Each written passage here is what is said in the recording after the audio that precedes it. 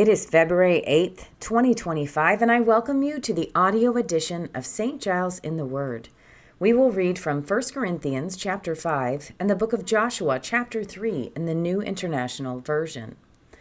Today we are going to begin in Paul's first letter to the Corinthians. It is actually reported that there is sexual immorality among you, and of a kind that even pagans do not tolerate. A man is sleeping with his father's wife, and you are proud.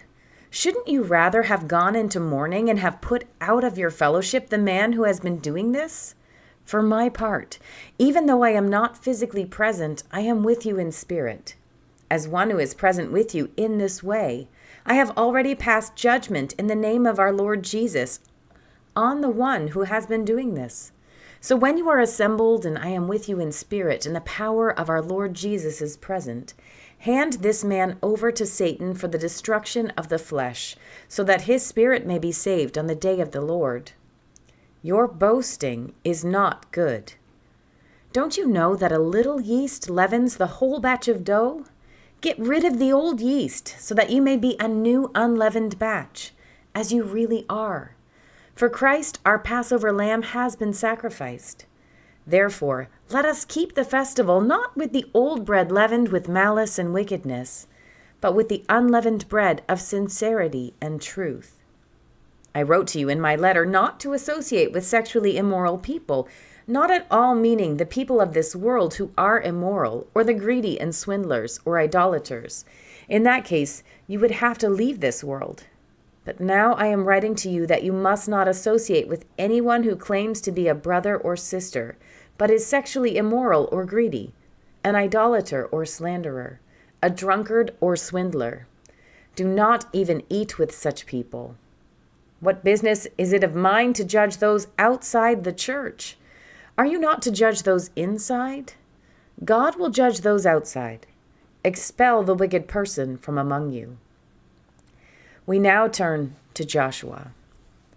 Early in the morning, Joshua and all the Israelites set out from Shittim and went to the Jordan, where they camped before crossing over. After 3 days, the officers went throughout the camp, giving orders to the people.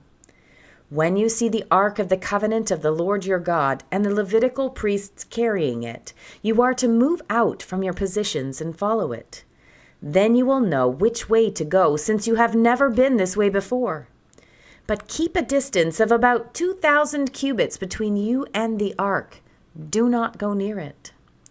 Joshua told the people, "Consecrate yourselves, for tomorrow the Lord will do amazing things among you." Joshua said to the priests, "Take up the ark of the covenant and pass on ahead of the people." So they took it up and went ahead of them. And the Lord said to Joshua, "Today I will begin to exalt you in the eyes of all Israel, so they may know that I am with you as I was with Moses.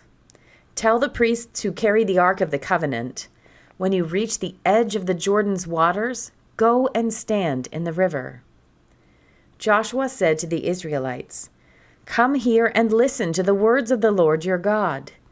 This is how you will know that the living God is among you, and that he will certainly drive out before you the Canaanites, Hittites, Hivites, Perizzites, Girgashites, Amorites, and Jebusites. See, the ark of the covenant of the Lord of all the earth will go into the Jordan ahead of you. Now then, choose 12 men from the tribes of Israel, one from each tribe, and as soon as the priests who carry the ark of the Lord of all the earth, set foot in the Jordan, its waters flowing downstream will be cut off and stand up in a heap." So when the people broke camp to cross the Jordan, the priests carrying the ark of the covenant went ahead of them. Now the Jordan is at flood stage all during harvest. Yet as soon as the priests who carried the ark reached the Jordan and their feet touched the water's edge, the water from upstream stopped flowing. It piled up in a heap, a great distance away at a town called Adam in the vicinity of Zarethan, while the water flowing down to the Sea of Arabah, that is the Dead Sea, was completely cut off. So the people crossed over opposite Jericho. The priests who carried the ark of the covenant of the Lord stopped in the middle of the Jordan and stood on dry ground, while all Israel passed by until the whole nation had completed the crossing on dry ground. Here ends our reading for today.